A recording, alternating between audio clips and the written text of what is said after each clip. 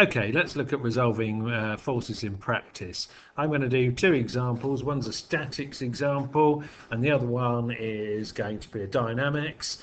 We're going to have multiple forces and we're going to use some of our most frequently used forces, so you get the hang of that at the same time. So here I have a box, there we go, on an inclined rough plane. Yeah, so I've got weight. So what forces have I got? I've got my standard ones. First one, I've got weight. Well, what is weight? Well, that's the gravity force, isn't it? So the weight of a body is going to be the mass times g, which is the gravity acceleration. Yeah, so there's our green force going vertically down. Now, second force I'm going to have is this blue force, and that one is normal to the plane. Yeah, why is that? Well, if we didn't have a reactive force, normal reaction force, our box would just fall through, wouldn't it, through the floor in effect, and that's not what happens in practice. What happens is the floor pushes back up to stop it going through.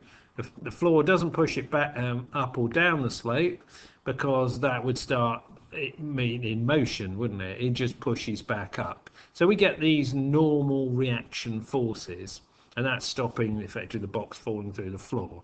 Now in this case, the box would like to slide down the slope, so the frictional force here is resisting that and is stopping us going down the slope. What's driving us down the slope? Well, it's part of this weight force, isn't it, pushing us down the slope. So we've got friction, and that's along the slope resisting whatever our action force is. So let's convert that lot into a diagram, force diagram. Yeah, so we've got our three forces operating, and if we thought about them as three vector forces, we should be able to combine them, going head of arrow to head of arrow to head of arrow. So if I did that, I would be able to combine them by going, I've got a normal reaction force, I've got a frictional force, see how I've gone head of arrow to head of arrow, and then I've got my weight going down, and they should all balance out, shouldn't they? There should be no force at the end. All of those effectively, if we started here, would bring us back to here. So ultimately there's no force, they're all in balance in all directions. Okay, but let's do some calculations to see what these forces are. Let's start by looking at the forces normal to the perpendicular to the plane. Yeah, well, we know that the box can't fall through the plane, so the component of our weight here, our weight, which is mg, and our component here is going to be our adjacent side of this triangle, isn't it?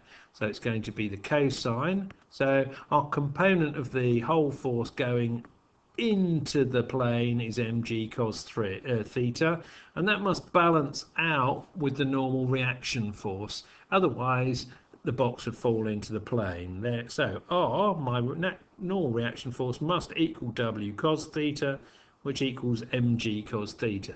So I found what my normal reaction force is.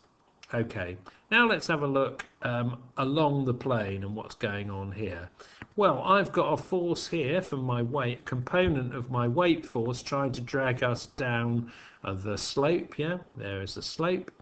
And what's that component going to be? Well, if that's the total force, this is represented by the opposite side, isn't it? So I'm interested in having my sine, that would be my sine, so it's mg sine theta. Yeah, that's how much of the force is going down the slope, and that's going to be balanced out, if it's going to be static, by my frictional force, which is trying to resist that movement. Yeah, so therefore my frictional force, if I start looking at it going up the hill, my frictional force will equal W sine theta, which is mg sine theta. So in a statics example, I've now found what all my forces are. I've found what my normal reaction force must be, and I've found what my friction must be to keep the whole thing static. Yeah. So in effect, I resolved normal to the plane, perpendicular to the plane, and then I resolved along the plane. And in both cases, the forces must balance.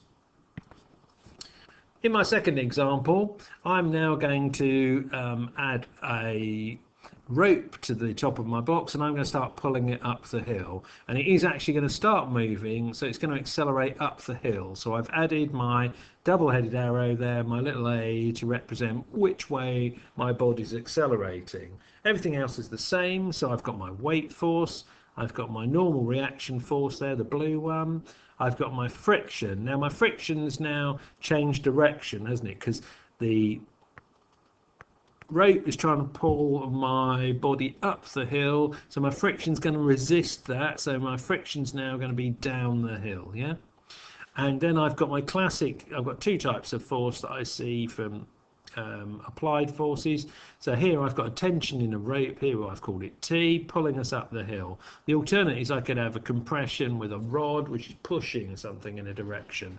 In this case we're doing pulling. And from that lot, I can create my force diagram. So here's my force diagram here. And the first thing I'm going to do is resolve forces perpendicular to the plane. I know it's not the box isn't going to fall through the plane, so I know that my reaction force must balance again my mg component, which is going to be my cos theta, isn't it, again, because I'm looking at the adjacent side of my little triangle. So therefore, as we saw before, R equals W cos theta, which equals mg cos theta. That's exactly what we saw on the last example. Now let's have a look at what's happening going up the plane. And I'm interested in again going up the plane because that's the way I'm expecting my acceleration to be. So the first thing I need to do is resolve forces in that way to find what my resultant force up the slope is.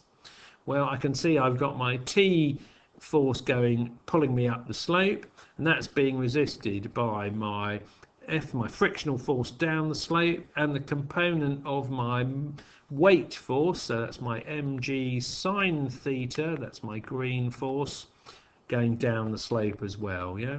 So my resultant force up the slope is T, take away my frictional force, take away the component of my weight force, yeah? So I now know what my force is, and I can put that into my Newton's second law, force equals mass times acceleration. Everything's being done going up the slope, so there's my force going up the slope, and that's my mass times acceleration going up the slope. And therefore, if I have a look at what's happened with my diagram after that work, I know what my normal reaction force is. I found that when I resolved perpendicular to the slope, and I can work out what my acceleration is here, because ma will equal that force. And if you think about it, all I need to do if I want to find acceleration is divide this equation by a for acceleration, for m rather, and then I'll get a equals something about the force divided by the mass. So there we have it. In broad practical terms of using forces, we have about 4 types of force which we regularly use at A level. We have the weight force, so that's our gravity force. We have our normal reactions that stop our bodies falling through the floor. We have friction, which resists whatever the acting force is, and it's along the slope. So it could be horizontal, it could be at an angle, but it's along the slope. The normal reaction being perpendicular to the slope. And then we're either going to have a tension in a rope, or we could have a compression in a rod, which is pulling or pushing our body in a particular direction. And remember, all of this is about all the forces on a single body. We have our overall diagram here, which we convert into a force diagram, and we found that the easiest way to do our resolving of forces and to find our resultant forces was to think about doing our calculations either perpendicular to the slope or along the slope. And that allowed us to apply Newton's laws.